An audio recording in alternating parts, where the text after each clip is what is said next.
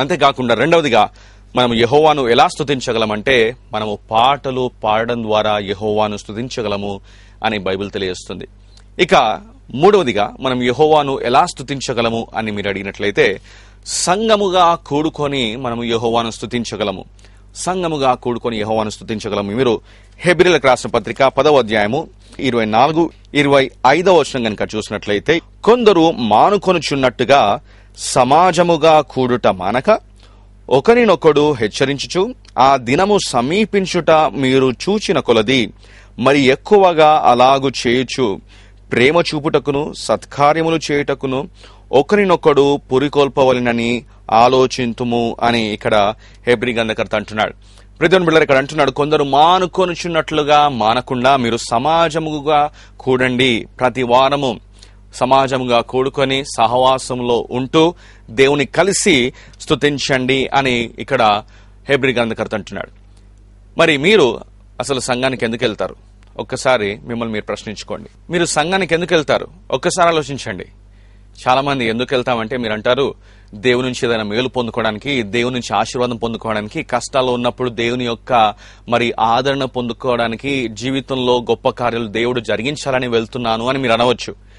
కానీ ప్రియులారా, మీరు కేవలము దేవుని నుండి పొందుకోవడానికి, వాక్యాన్ని వినడానికి, స్వస్థత పొందుకోవడానికి వెళ్తున్నారంటే అది సరైన విషయం కాదు. మనము సంఘానికి ఎందుకు వెళ్తున్నాం అంటే అవును, దేవుని నుంచి పొందుకోవడానికి, అంతేకాకుండా మనం దేవునికి ఇవ్వడానికి. ఏమి ఇవ్వాలి దేవునికి అంటే మన ఆరాధన అని బైబిల్ మనకు తెలియజేస్తుంది.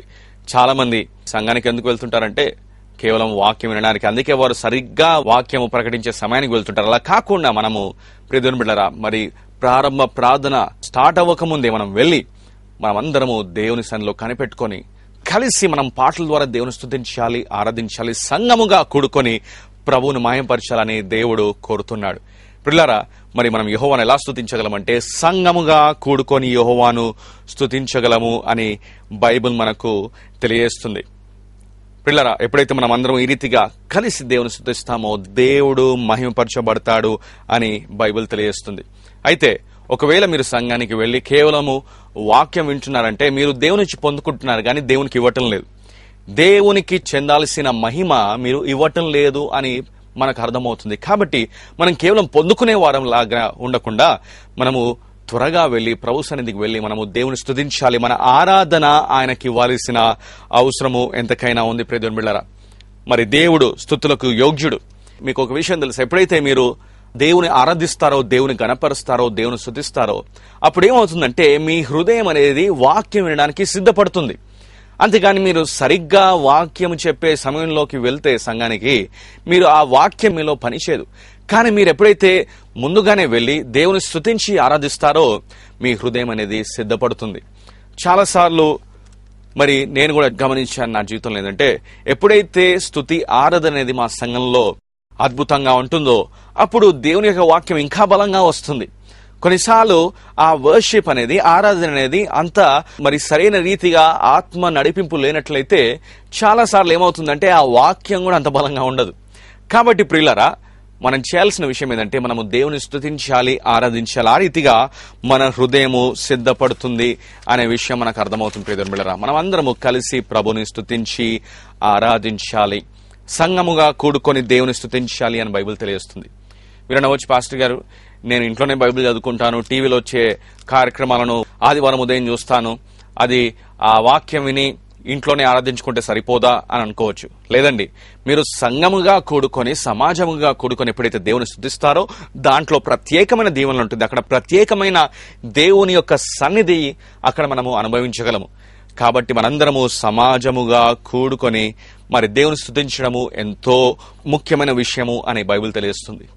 కొన్నిసార్లు కొంతమంది గమనిస్తే సంఘానికి వస్తారు కానీ వారు నోరు తెరవరు, వారు పాటలు పాడరు, దేవుని స్తుతించరు. వారు నేను తీర్పు తీర్చడం లేదు కానీ నేను అబ్జర్వ్ చేస్తున్నప్పుడు చాలా మంది క్రైస్తవులు ఈ రీతిగా ఉంటున్నారు.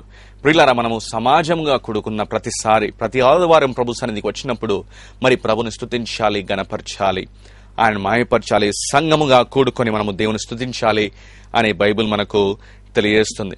అయితే మొదటిగా మనం దేవుని ఎలా స్తుతించాలంటే మన పెదవుల ద్వారా దేవుని స్తుతించాలి, మన పెదవులతో దేవుని స్తుతించాలి. అంతేకాకుండా రెండవదిగా మనం పాటలు పాడడం ద్వారా యెహోవాను స్తుతించాలి. మూడవదిగా మనమందరము సంఘముగా కూడుకొని దేవుని స్తుతించాలి అని బైబిల్ తెలియజేస్తుంది. ఇక నాలుగవదిగా మనం యెహోవాను ఎలా స్తుతించగలమంటే మన కానుకల ద్వారా యెహోవాను స్తుతించగలం. మన కానుకల ద్వారా యెహోవాను స్తుతించగలము. సో ప్రియులారా, మన కానుకల ద్వారా మనం ఇవ్వడం ద్వారా యెహోవాను స్తుతించాలి అని బైబిల్ తెలియజేస్తుంది. మీరు గనక ద్వితీయోపదేశపు కాండము 26వ అధ్యాయము 10 నుంచి 11 వచనాలు గనక చూసినట్లయితే బైబిల్ ఈ రీతిగా తెలియజేస్తుంది. కాబట్టి యెహోవా, నీవే నాకిచ్చిన భూమి యొక్క ప్రథమ ఫలమును నేను తెచ్చి ఉన్నానని నీ దేవుడైన యెహోవా సన్నిధిని చెప్పి, నీ దేవుడైన యెహోవా సన్నిధిని దాని పెట్టి, నీ దేవుడైన యెహోవా సన్నిధిని నమస్కారము చేసి, నీకును నీ ఇంటి వారికిని నీ దేవుడైన యెహోవా దయచేసిన మేలంతటి విషయము నీవును లేవీయులను నీ దేశంలో ఉన్న పరదేశులను సంతోషింపవలను అని బైబిల్ ఇక్కడ తెలియజేస్తుంది. ఇంకో మాట చెప్పాలంటే మనము దేవుని ఆరాధించేటప్పుడు ఏం చేయాలంటే మనము దేవునికి ఇవ్వాలి అని ఇక్కడ మనకు అర్థమవుతుంది. అంతేకాకుండా దేవుడు మన పట్ల చేసిన మేలను బట్టి ఆయన యందు సంతోషించాలి, ఆనందించాలి అని బైబిల్ తెలియజేస్తుంది. So worship involves rejoicing and also giving. దేవుని ఎలా స్తుతించాలంటే మనము కానుకలు ఇవ్వడం ద్వారా దేవుని స్తుతించాలి అని బైబిల్ మనకు తెలియజేస్తుంది.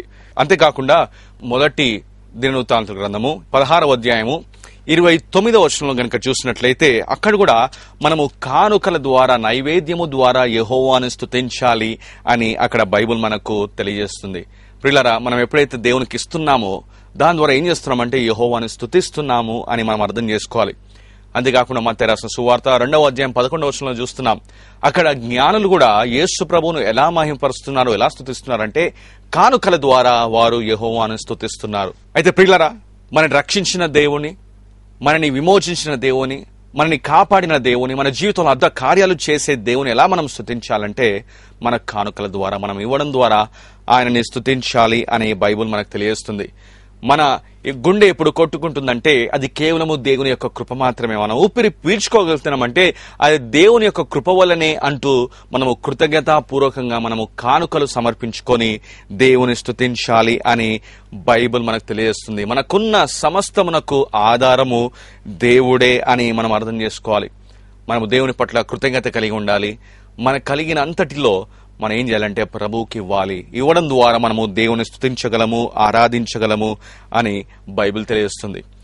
కొంతమంది చూస్తే క్రైస్తవులని చెప్పుకుంటారు, క్రైస్తవ పేర్లు పెట్టుకుంటారు, కానీ దేవునికి ఇవ్వడం విషయంలో చాలా వెనుకబడిన పరిస్థితిలో ఉంటారు. వారిని అడిగితే మీరు దేవుని పట్ల కృతజ్ఞులై ఉన్నారంటే అవును, దేవుని పట్ల మేము ఎంతో కృతజ్ఞులై ఉన్నామంటారు. కానీ మీరు దేవునికి ఏమిచ్చారు అంటే ఏమీ ఇవ్వలేదు. ప్రియులారా, అది ఎలా సాధ్యం అవుతుంది? బైబిల్ తెలియజేస్తుందంటే మనము దేవునికి మన కృతజ్ఞతలు ఎలా చెల్లిస్తామంటే కానుకలు ఇవ్వడం ద్వారా, దేవునికి ఇవ్వడం ద్వారా మనము దేవునికి కృతజ్ఞతాస్తుతులు చెల్లిస్తాం. కాబట్టి మనము దేవునికి ఇవ్వడం ద్వారా దేవుని స్తుతించాలి అని బైబిల్ మనకు తెలియజేస్తుంది. ప్రియదేవుని బిడ్డలారా, ఎందుకంటే దేవుడు మనకు ఎంతో ఇచ్చాడు. మనము తిరిగి ఆయన రుణం ఏ రీతిగా కూడా తీర్చుకోలేము. మనకొచ్చిన 100% ఆదాయంలో దేవునికి సంపూర్ణంగా ఇచ్చినా మన పట్ల చేసిన మేలను బట్టి మనం రుణం ఎన్నడూ కూడా తీర్చుకోలేం. కానీ ప్రియులారా, మనం ఎప్పుడైతే మన కానుకలు దేవునికి సమర్పించుకుంటామో దాని ద్వారా ఆయనను స్తుతిస్తున్నాము, మహిమపరుస్తున్నాము అని అర్థం చేసుకోవాలి. మరి చాలా మంది క్రైస్తవులు ఇస్తుంటారు దేవునికి. మనము దేవునికి కానుకలు సమర్పించుకోవడం ద్వారా ఆయనను స్తుతించాలి. ఒకసారి మదర్ తెరెసా గారు అన్నారు, అందుకే if you give what you do not need it is not giving. మనకు అవసరం లేనిది దేవునికి ఇస్తే అది ఇవ్వడం అనలేం ప్రియదేవుని బిడ్డలారా. అయితే మనము త్యాగపూర్వకంగా ఇవ్వాలి దేవునికి అని బైబిల్ మనకు తెలియజేస్తుంది. మనం దేవుని యెహోవాను ఎలా స్తుతించాలంటే త్యాగపూర్వకమైన కానుకలు ఇవ్వడం ద్వారా యెహోవాని మనం స్తుతించగలము. ఇక చివరిగా యెహోవాను మనం ఎలా స్తుతించగలమంటే అన్నిటికంటే మరి మోస్ట్ పవర్ఫుల్ వే, అన్నిటికంటే శ్రేష్టమైన ఆరాధన మనం దేవునికి ఎలా ఇవ్వగలమంటే పరిశుద్ధమైన జీవితంలో జీవించడం ద్వారా. అవునండి, పరిశుద్ధమైన జీవితంలో జీవించడం ద్వారా. ఇంకో మాట చెప్పాలంటే దైవ భక్తి కలిగి జీవించడం ద్వారా మనము యెహోవాను స్తుతించగలము. మరి బైబిల్ తెలియజేస్తుంది, రోమీయులకు రాసిన పత్రిక 12వ అధ్యాయము 1వ వచనంలో పౌలు ఈ రీతిగా అంటున్నాడు, కాబట్టి సహోదరులారా, పరిశుద్ధమును దేవునికి అనుకూలమునైన సజీవ యాగముగా మీ శరీరములను ఆయనకు సమర్పించుకొనుడని దేవుని వాత్సల్యమును బట్టి మిమ్మల్ని బతుమాలుకొనిచున్నాను. ఇట్టి సేవ మీకు యుక్తమైనది అని పౌలు ఇక్కడ అంటున్నాడు.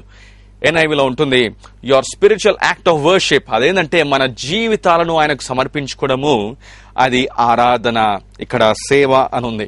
ప్రియదేవుని బిడ్డలారా, మనము యెహోవాను ఎలా స్తుతించగలమంటే పరిశుద్ధంగా జీవించడం ద్వారా, ఆయన మహిమార్థమై జీవించడం ద్వారా, ఆయనకు విధేయులుగా ఉండడం ద్వారా మనం యెహోవాను స్తుతించగలము, మహిమపరచగలము, ఆరాధించగలము అని బైబిల్ మనకు తెలియజేస్తుంది.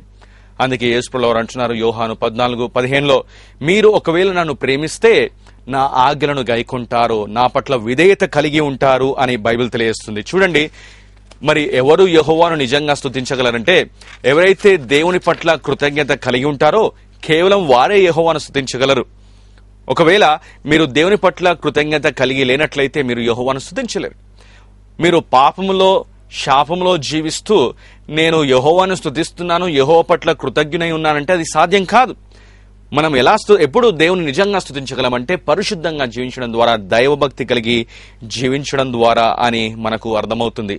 చాలా మంది క్రైస్తవులు పరిశుద్ధంగా జీవించడం అంటే ఇదేదో వృద్ధులు అలా జీవించాలి అని అనుకుంటారు. కానీ ప్రియదేవుని బిడ్డలారా, మరి పరిశుద్ధంగా జీవించాలని బైబిల్ తెలియజేస్తుంది. ప్రతి క్రైస్తవుడు పరిశుద్ధంగా జీవించాలని బైబిల్ తెలియజేస్తుంది. కాబట్టి అన్నిటికంటే శ్రేష్టమైన ఆరాధన మనం ఎలా ఇవ్వగలమంటే పరిశుద్ధమైన జీవితం జీవించడం ద్వారా, దేవునికి లోబడి విధేయత కలిగి జీవించడం ద్వారా, అదే దేవునికి గొప్ప ఆరాధన అని మనం అర్థం చేసుకోవాలి. ప్రియదేవుని బిడ్డలారా, యెహోవాను స్తుతించుట మంచిది. ఎలా మనం దేవుని స్తుతించాలంటే మనము మన పెదవుల ద్వారా ఆయన స్తుతించాలి. అంతేకాకుండా మనము పాటలు పాడడం ద్వారా ఆయన స్తుతించాలి. అంతేకాకుండా మూడవదిగా సంఘంగా కూడుకొని మనము యెహోవాను స్తుతించాలి. నాలుగవదిగా చూసుకున్నాము మన కానుకల ద్వారా యెహోవాను స్తుతించాలి. ఇక చివరిగా మనం చూసుకుంది ఏంటంటే పరిశుద్ధమైన జీవితము జీవించడం ద్వారా యెహోవాను స్తుతించాలి. మరి ఈ రోజు నుండే ఈ వాక్యం విన్న మీరు వాక్య ప్రకారం జీవించడం మొదలుపెట్టండి. యెహోవాను స్తుతించండి. మీ జీవితాల ద్వారా యెహోవాను స్తుతించండి. సంఘానికి సమయానికి వెళ్ళి, మీరంతా మీ సంఘాలకు సమయానికి వెళ్ళి ఆయనను స్తుతించండి, గణపరచండి, ఆరాధించండి. అట్టి కృప దేవుడు మీకు దయచేయును గాక. కళ్ళు మూసుకున్నట్లయితే ప్రార్థన చేసుకుందాం. ప్రభువా, నీకు వందనాలు. ఇది నాన్న మా అందరితో మాట్లాడడానికి వందనాలు. ప్రభువా, యెహోవాను స్తుతించడం మంచిది అని బైబిల్ తెలియజేస్తుంది. ప్రభువా, అట్టి కృపను మాకు అనుగ్రహించండి. మిమ్మల్ని ఆత్మతో సత్యముతో ఆరాధించే కృపను మాకు అనుగ్రహించండి.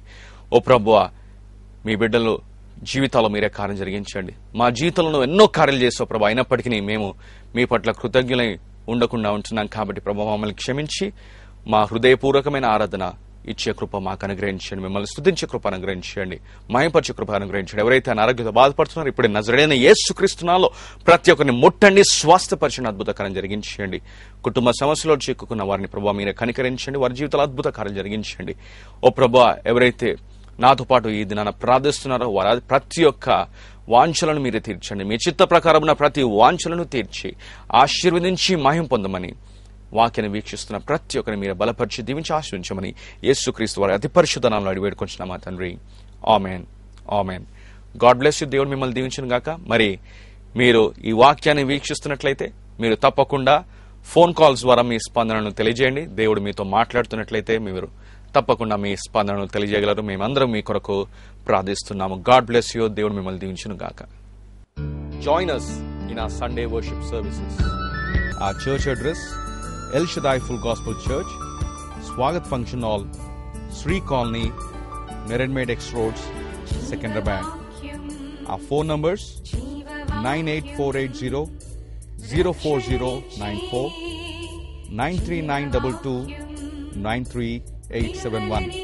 Our Sunday services: English service at 8:30 a.m. and Telugu service at 10 a.m. మిమ్మల్ని మా సంఘానికి ప్రేమపూర్వకంగా ఆహ్వానిస్తున్నాము. మా చర్చ్ అడ్రస్: ఎల్ షదాయ్ సంపూర్ణ సువార్త మందిరము, Swagat function hall, Sri colony, మెరన్మేడ్ ఎక్స్ రోడ్స్, సికింద్రాబాద్. మా ఫోన్ నంబర్లు 9840040994 మరియు 9322938771. మా ఆదివారపు ఆరాధనలు: ఇంగ్లీష్లో ఆరాధన ఉదయం 8:30 తెలుగులో ఆరాధన ఉదయం 10 Our email address: jeevavakyam@gmail.com.